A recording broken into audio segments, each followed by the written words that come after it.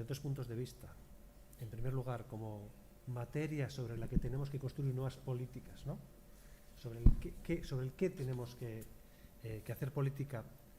Y si miramos con la digitalización como un medio para hacer política, ¿no? Como un canal para hacer política, vemos realidades completamente distintas.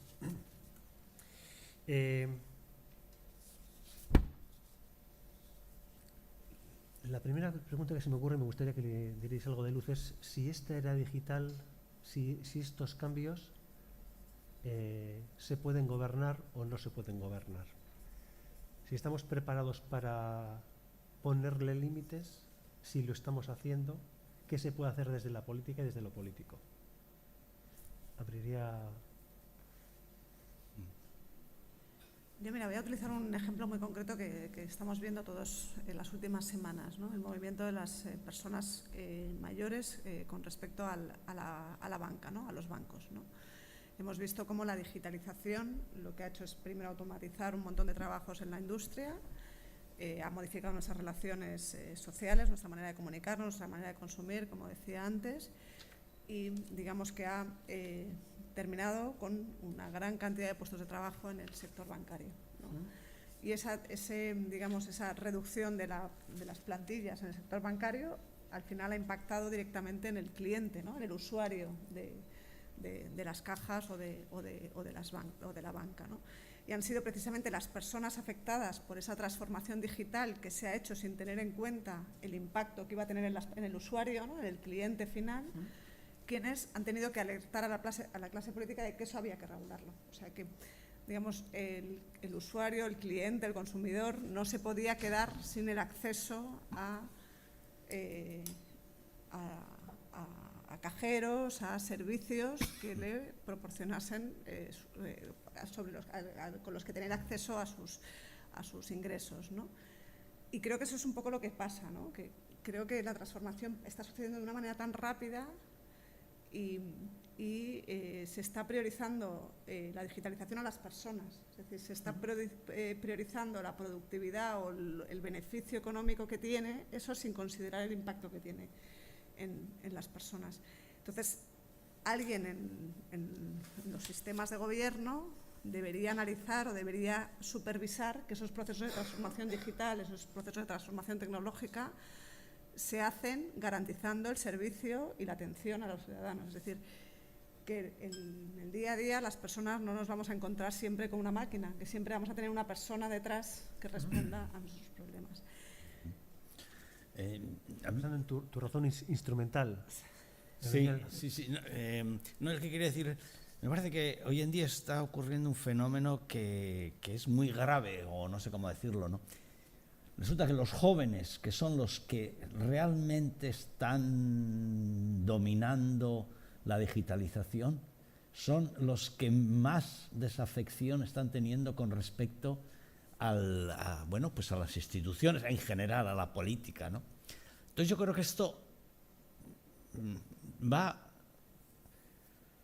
desarrollando una especie como de bomba de relojería que no sabemos, porque los jóvenes son los que se van a hacer con el poder, no los mayores. Bueno, se les puede arreglar el sistema bancario, no sé qué, pero los jóvenes son, en un momento determinado, van a decir, nosotros somos él, y vosotros nos habéis traicionado porque no les estamos dando. Yo creo que los jóvenes hoy en día sienten que no se les está dando respuesta a sus problemas. Y ellos están buscando la respuesta por algún sitio. ¿Qué va a resultar de eso? ¿Que van a salir regímenes reaccionarios? No sé qué. No lo sé. Pero a mí me parece que eso es en lo que no se reflexiona demasiado. Los jóvenes no están siendo atendidos y ellos están buscando soluciones por su cuenta. Pero al mismo tiempo son las personas que más utilizan.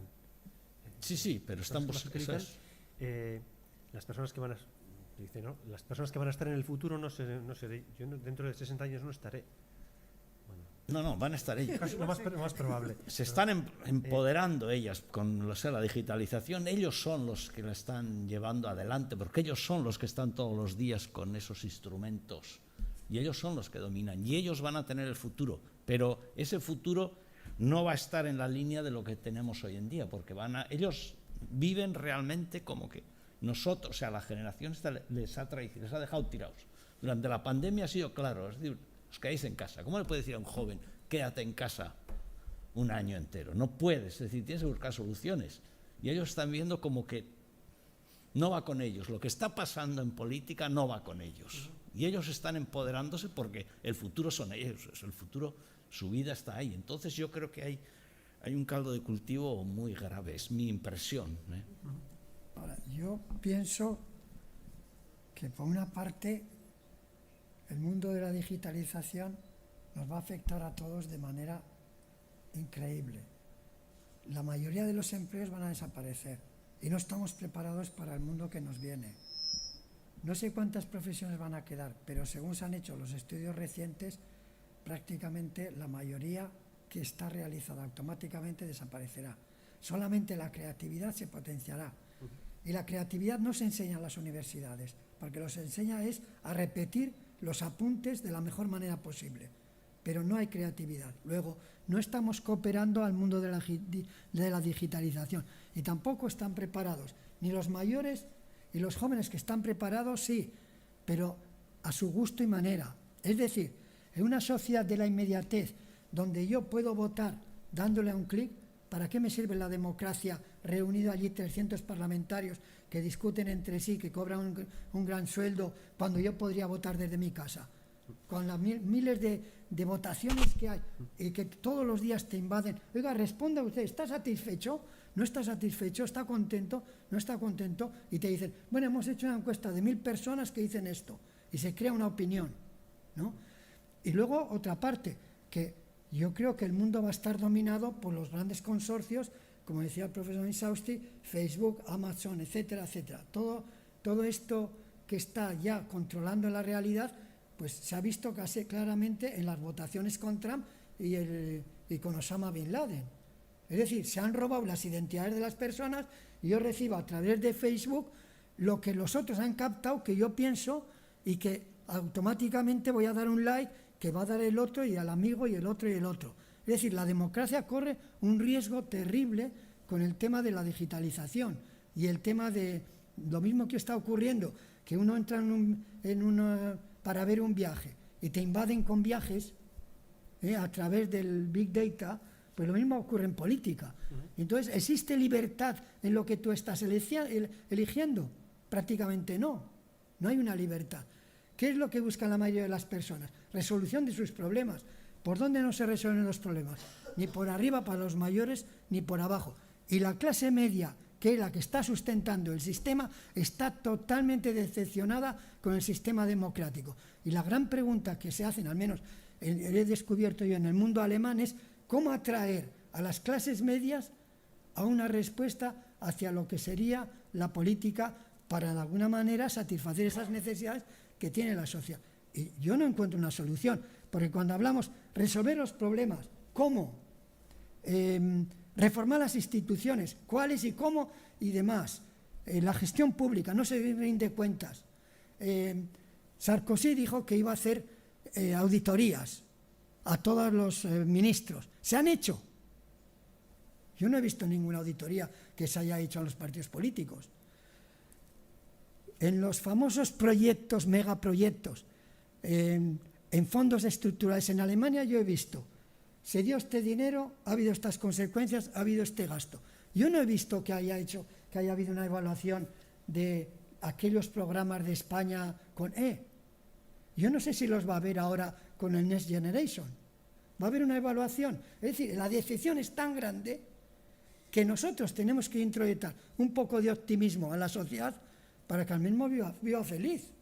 Y los partidos políticos han encontrado una droga que es muy interesante. Yo te prometo lo que quieras y te lo voy a dar. Ahora, que después te lo dé o no te lo dé, no vengas a pedirme cuentas. Pero tú ya me has votado. Y el ciudadano engañado sigue votando constantemente. ¿Por qué? Porque cree todavía que le va a encontrar una solución.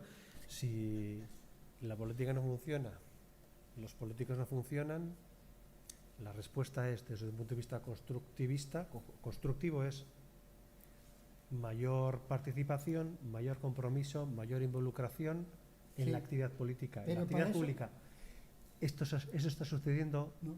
No, porque para eso necesitas primero una ciudadanía formada. Segundo, necesitas canales de participación. Y necesitas, por otra parte, que esa participación vea que se la ha tenido en cuenta. Porque tú no sabes si verdaderamente se ha tenido en cuenta a las demandas de la población. Yo lo que veo es, por una parte, que no se puede vivir con un optimismo infinito, pero tampoco con un escepticismo atroz. Y la pregunta que yo me hago a mí mismo es, ¿con qué grado de escepticismo puedo yo vivir en la vida? ¿No? ¿Por qué? Porque de alguna manera estamos viendo que, dice el profesor Insausti, a los jóvenes no se les atiende y no se crea un problema, vamos a tener un grave problema. Las pensiones lo mismo. Entonces, quien está sustentando todo es la clase media, que tiene esa desafección total hacia la política. Y entonces, por otra parte, decimos, no, pero no necesitamos de la política, porque no tenemos la dictadura, si no tenemos la persona que dice que te va a salvar. Entonces, pero la gente lo que quiere son seguridades. Y tú le dices que va a cobrar la pensión y que va a tener trabajo, ay, yo me lo creo y le voy a votar. Pero luego no reivindica. Oiga, ha habido una rendición de cuentas. Hubo un cantante catalán, que ahora no me acuerdo el nombre, muy famoso, que llevó a los tribunales, a los partidos políticos, porque no coincidía el programa con las realidades. ¿Qué le dijo el juez? Ah, es que eso son promesas. Y las promesas no se pueden juzgar. Pero fíjate, Nicanor, ahora en las elecciones de Castilla y León tenemos al partido que más ha incrementado su representación en la Junta de Castilla y León, Vox, que es el partido que tenía un programa electoral más escueto y menos comprometido con digamos, las cuestiones ciudadanas. Y aún así, o sea, digamos, es un partido que consigue movilizar a un electorado que no sabemos si está enfadado. Por ejemplo, eso debería llevar a los partidos tradicionales a pensar que no estoy haciendo yo bien porque surjan esos populismos, ya sea de derechas o de izquierda. ¿Qué estoy haciendo yo mal? Ningún partido político se plantea qué estoy haciendo yo mal que no resuelvo los problemas de la ciudadanía. Sí que los políticos resuelven sus problemas, su gran pensión, su no sé qué, su no sé cuánto. Y ojo, la mayoría de ellos no tiene un empleo, porque se ha metido en política para vivir. Porque el que tiene un empleo dice, yo me voy a mi empleo. Pero el que no tiene más que la silla, no tiene más que agarrarse a la silla. Y eso la ciudadanía lo ve. Y cada vez el nivel intelectual y académico, o como quiera, o profesional, de los políticos es más bajo. Eficacia y eficiencia en política. Eso es lo que busca la ciudadanía. Y yo creo que todo lo que hemos dicho aquí va prácticamente, por una parte, la educación que insistía Sabin Sausti, por otra parte, lo que tú estás diciendo, que es un análisis, que yo estoy totalmente de acuerdo con lo que tú has dicho, y me parece que es muy esclarecedor, y al mismo tiempo sirve para un análisis de la realidad, la falta de confianza, has insistido muchísimo, la desconfianza de los partidos políticos, que son máquinas de poder única y exclusivamente, y de empleo. Cuando un partido pierde las elecciones, 300.000 personas se van al paro. Cuando un partido gana unas elecciones, 300, 400.000 personas son colocadas. Son empresas de empleo. Entonces eso la gente lo ve.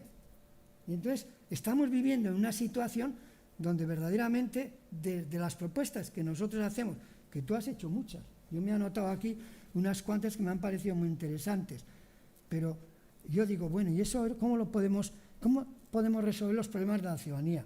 ¿Cómo podemos reformar las instituciones? ¿Cómo, por otra parte, reformar los partidos políticos? ¿Cómo podemos gestionar la gestión pública, el tema de la evaluación? Yo creo que si hablásemos más de políticas públicas y menos de los vicios del poder, menos de confrontación política. Mesas de confrontación política, seguramente encontraríamos, digamos, una riqueza del debate y encontraríamos las soluciones que hay que poner en marcha.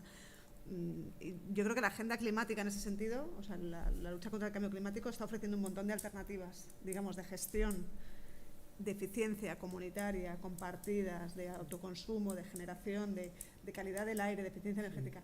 Sí, pero si estoy yo dispuesto a pagar. Cuando se corta un árbol en el debate Brasil, político está muy desvirtuado, sí, o sea, sí. se ha infravalorado tanto que solamente hablamos del reparto de escaños, de Sí, mayorías, exacto, de minorías, exacto. de elecciones que se adelantan. Claro, estamos viviendo una sucesión de procesos electorales como nunca habíamos visto nunca, y parece que si no hay elecciones tú lo has dicho, ¿no? Es como una droga, o sea, nos falta algo, nos falta la última encuesta, el último estudio. Creo que una de las soluciones es hablar más de políticas públicas y menos de confrontación política. Sí, por eso decía yo, perdón que ya doy la palabra, por eso decía, malos tiempos para el diálogo, malos tiempos para debatir, porque inmediatamente la polarización es tan grande que verdaderamente no desciendes a los problemas reales que ya se ha dicho aquí. Yo creo que la juventud no es digital, usa lo digital, pero no tiene conciencia de lo que hay debajo, porque no lo conoce. Y es que es muy difícil conocer lo que hay debajo del desarrollo, no digo de un Facebook, de cualquier elemento que esté en lo digital. Sin embargo, son víctimas de lo que ahí ocurre, víctimas indefensas, porque el que ha diseñado todas esas aplicaciones lo ha hecho con un criterio. Genera adicción, genera afinidad, genera de todo, y los usuarios se cuelgan. Entonces, me pregunto, ante estas realidades, ¿entendéis que desde el ámbito humanista, desde el ámbito de la filosofía, desde el ámbito del pensamiento, se está moviendo algo como para que la sociedad no esté inerme ante eso que se nos viene encima? ¿O vamos a ser objetos pasivos de toda esa irrupción? Yo creo que la juventud, es digital en el sentido de que, claro, que la juventud está siendo dominada por lo digital. Y yo creo que está siendo manipulada y está siendo llevada hacia lugares que la juventud misma no sabe a dónde van y que hay detrás otras mentes que están intentando llevarla. Yo por eso creo no se está educando a la juventud, tampoco se sabe. Yo no sabría cómo hay que educar a la juventud en estos tiempos, no lo sé. Yo lo que sé es que se están creando como mundos paralelos, has dicho tú, y la juventud es un mundo paralelo hoy en día que no quiere saber nada con el mundo de los adultos. Aunque vayan a las oposiciones, van porque es que necesitan vivir, es que no hay, como cuando en nuestro tiempo decía uno, España una, decía así, porque si hubiera otra iríamos todos a la otra. Pero es que no hay otra, es decir, no hay otra sociedad. Estamos aquí, estamos en el capitalismo salvaje y la juventud también quiere tener su dinero porque es la única forma de sobrevivir.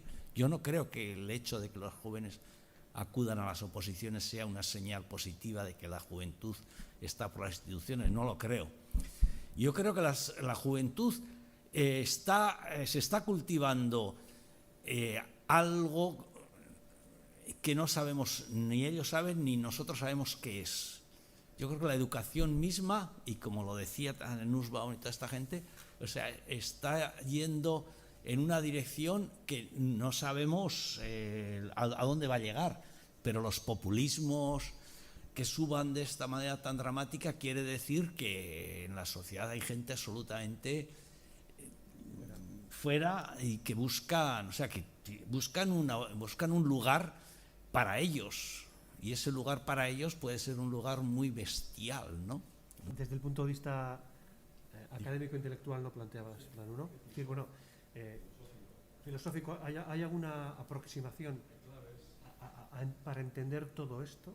Hay claves, yo creo, pero hoy en día lo que está ocurriendo es, Nicanor ha citado a Sartre, Habermas, eran intelectuales que estaban en la palestra y la gente les escuchaba. Hoy en día, tú podrías decir un intelectual al que se le escucha. Hay, pero están muy escondidos. Tienes que buscarlos en las redes sociales y hay críticos, quizás algunos una Chomsky o algo así, pero hay otros, pero hoy en día no están en primera línea. Es decir, el mismo poder se ha encargado de marginar yo creo que esto es lo que estamos viviendo hoy en día. El poder mismo ha marginado cualquier voz crítica. Y no tiene que ver también con la forma en la que, no digo los jóvenes, pero también muchos de nosotros, ¿no? Aceptamos que tenemos una serie de derechos, libertades, avances y progresos conseguidos y se dan por dados, ¿no? Y por lo tanto, bueno, esto no me lo van a quitar nunca, no va a desaparecer el estado de bienestar. Lo mismo que hemos supuesto que también hay democracias y parece que vienen del cielo, de la naturaleza, y es un producto humano, social. Lo mismo que van, vienen, ¿no? De hecho, las democracias es el fenómeno, el sistema político el más reciente y el más corto en la historia de la humanidad. son fenómenos totalmente recientes, tal como los entendemos ahora, ¿no? La sociedad no parece que esté interpretando que se pueda cuestionar esto, ¿no? Y que por tanto que pueda decaer, sino que mucha gente que asume que esto va a seguir siendo así, lo mismo que las pensiones, van a seguir siendo, porque como fueron, o han sido hace poco, van a seguir siendo. Pero figúrate que, por ejemplo, la democracia alemana de Willy Brandt después de la guerra fue una democracia social mucho más radical que incluso programas de izquierdas como los de Podemos, bueno, en sus diversas fases.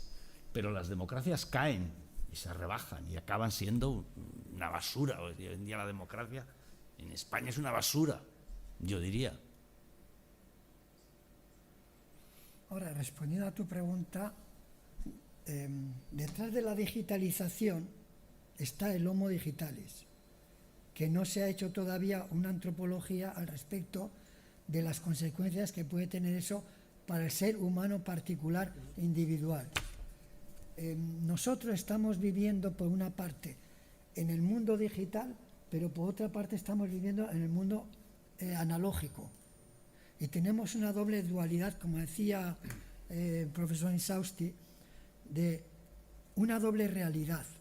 La realidad que vivimos a través de la digitalización, de todo este mundo, del cibermundo, y por otra parte la realidad diaria. Entonces, ¿cómo descubrir detrás de la digitalización al ser humano? Es muy difícil porque estamos viviendo hoy en día también una consecuencia de la unión del ser humano a la máquina, que es el cyborg, y que prácticamente se presenta como el nuevo avance de la evolución o el posthumanismo, donde verdaderamente como ha fracasado la educación, que no hemos podido educar a la ciudadanía hacia los fines que perseguíamos con la Ilustración, vienen los tecnólogos, biotecnólogos, informáticos, inteligencia artificial, y dicen, déjamelo a mí, que yo voy a crear un ser humano transformado tecnológicamente. Y entonces la gente está creyendo que con la tecnología interviniendo en el ser humano vamos a crear un ser humano totalmente radical, el posthumano, que solventará los problemas más fácilmente. Y entonces estamos creyendo en esa utopía o distopía, no lo sé, pero estamos metidos ahí. Mientras tanto, el ser humano sufre, siente, padece, no encuentra trabajo, no resuelve sus problemas. Pero tenemos otro mundo fantástico, que es ese mundo de un cibermundo que parece que todo nos va a resolver los problemas, ¿no? Entonces, yo creo que la función de la filosofía es, por una parte, volver a la realidad, al mundo real, para, de alguna manera, enseñar a los seres humanos, como decía Lichtenberg, el día que se enseña a los seres humanos cómo pensar, no qué pensar, estaremos adentrándonos en los misterios de la humanidad. La función nuestra es que cada uno piense lo que crea conveniente, pero tiene que tener una metodología de pensamiento para poder entendernos. ¿Cómo pensar? Necesitamos una metodología, una lógica. Cuando dice Fausto, el Goethe, en el Fausto, dice, todas las personas deberían seguir un collegium logicum para que el pensamiento se deslice con más contundencia. Hacía alusiones, el collegium logicum, a los instrumentos de tortura para pensar bien. Dice, ¿qué es lo que está fallando en nuestra sociedad? Que no sabemos pensar y por lo tanto no vamos a encontrar solución a nuestros problemas porque no pensamos. Y con el Big Data y con todo esto han nacido las humanidades digitales, que es un nuevo avance. En Alemania han dado para 5 años 25.000 millones a las universidades para que las humanidades clásicas se transformen en humanidades digitales, es decir, que vayan por la digitalización. Y si una facultad no entra en la digitalización, no le dan ninguna ayuda. Ahora bien, se ha pensado que efectivamente eso requiere también una nueva filosofía, porque efectivamente estaremos solventando algunos problemas, pero estaremos dejando atrás los problemas del ser humano. Y entonces nos encontramos en una situación muy problemática, donde prácticamente con la anulación de la filosofía en el bachillerato y como estamos en una sociedad utilitarista de que todo tiene que tener un éxito y al mismo tiempo debe ser práctico, pues yo me rehago a las palabras de un poeta alemán, Novalis, que dice: la filosofía no sirve para cocer patatas, pero sirve para proporcionar los conceptos de Dios, de libertad, de dignidad. Es decir, todo aquello inmaterial sirve la filosofía para dignificar a la persona humana. Pero claro, no es práctica. Y en un mundo que solamente queremos la practicidad, pues estas cosas no tienen sentido, sobramos, ¿no? Entonces a los filósofos se les tilda pues como algo exótico a extinguir. Sí que hay, o sea, una demanda de humanismo y de pensamiento en esta revolución tecnológica que estamos viviendo. O sea, sí que hay una preocupación, no sé hasta qué punto es mayoritaria y qué efecto de contrapoder tiene con respecto al utilitarismo de la digitalización, pero sí que hay una corriente de pensamiento, que yo creo que aquí en España pues está José María Lasalle, está Inerarity también reflexionando sobre... Sí, pero Lasalle, la crítica que hace, Sí, Esas las tecnológicas. sí, es a la tecnológica, claro. pero tenía que formular un humanismo para un mundo tecnológico. Y detrás de cada tecnología hay un ser humano. Y hay que descubrir a ese ser humano. Mira, el mayor experto en Alemania sobre estos temas, que es el presidente de la Comisión de Evaluación de Tecnologías en el Parlamento, acaba de publicar un libro que dice el ser humano inferior. Hoy el ser humano se está sintiendo inferior con relación a lo que es todo lo que es, antes llamábamos humano, tecnológico, etc. Nos sentimos inferiores y se siente subyugado. Y dice, hay que rescatar ese ser humano. Pero ¿cómo lo rescata? Pero fíjate, tú has hecho una comisión de tecnología en el Parlamento, además. Sí. Pero quiere decir que está en la agenda, Está en la agenda ya. en la agenda al máximo nivel. Claro, al máximo No es nivel. una Y la comisión de la Yo he Secretaría de estado, Estado. yo he estado en el Parlamento alemán con Armin Grunwald, que es el que lleva todo esto, presidente de la comisión, hablando de estos temas a los parlamentarios alemanes. ¿Dónde existe eso aquí? Claro, pues, Que llamen a filósofos y gente que más o menos seamos unos inútiles para poder expresar nuestro pensamiento. Por eso decidí al principio, y con esto también, si me permite, me gustaría seguir muchísimo más tiempo, pero creo que Sí, el llevamos tiempo, bastante sí. fuera. Hay dos aproximaciones a la digitalización en sentido macro. Una es la digitalización, lo digital como medio para hacer política, para relacionarnos, y otra cosa es el fenómeno de la digitalización como fenómeno que cambia las relaciones económicas, sociales, humanas, individuales, a nivel psicológico, también incluso, y a nivel biológico también, se ven los efectos. Las pantallas móviles es el ejemplo mucho más claro, ¿no? O el uso de los pulgares, ¿no? Y cómo esto produce efectos biológicos, ¿no? Repensar la digitalización, la era digital en clave humanista, en lo que nos permite situarnos entre un modelo como el modelo ultraliberal estadounidense, no digo neoliberal, ultraliberal, básicamente el sálvese quien pueda, y disfrute el sueño americano aquel que pueda, uno entre 200 millones, o el modelo autoritario que está en el otro extremo, que es el modelo porque yo lo mando, ¿no? En el medio está y tiene que estar la propuesta europea. ahí están. Que ahí están, ¿no? Un poco también en línea de lo que comentaba antes Eva, en los últimos años, y en Euskadi también lo hemos ido viendo, hemos ido adoptando el hecho digital, el fenómeno digital como algo irreversible, como algo inexorable y con una sola forma, ¿no? Frente a esto, en los últimos años también hemos ido, en menos tiempo han emergido otras digitalizaciones posibles, que está tratando de ponerle barreras, de ponerle límites a algo que se consideraba que era el salvaje oeste y que, bueno, aquí mandan las leyes del más fuerte, ¿no? Con esta reflexión, aunque me gustaría, podemos seguir hablando muchísimo más tiempo, si me gustaría terminar, si me permitís, en primer lugar agradeciendo tanto a Xavier, a Nicanor como a Eva por la asistencia y las ideas sugerentes, propositivas y de análisis humanista y crítico respecto a lo que estamos viviendo, y también invitaros a todos vosotros a la siguiente jornada, que será la segunda jornada del ciclo de Sociedad Digital, Sociedad de Personas, organizado por Eusko Ikaskuntza, que tendrá lugar el próximo miércoles, si no me falla la memoria, miércoles día 30 de marzo, también aquí, con la Michelena.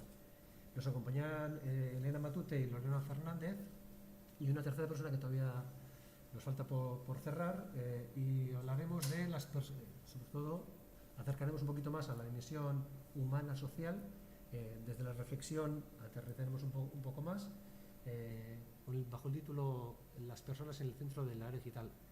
Esperamos que os haya gustado, que hayáis disfrutado y por lo menos algunas preguntas nos hayan surgido, para seguir profundizando, reflexionando, sobre todo para cambiar, para modular y cambiar la realidad en la que estamos insertados. Nada más, eskerrik asko.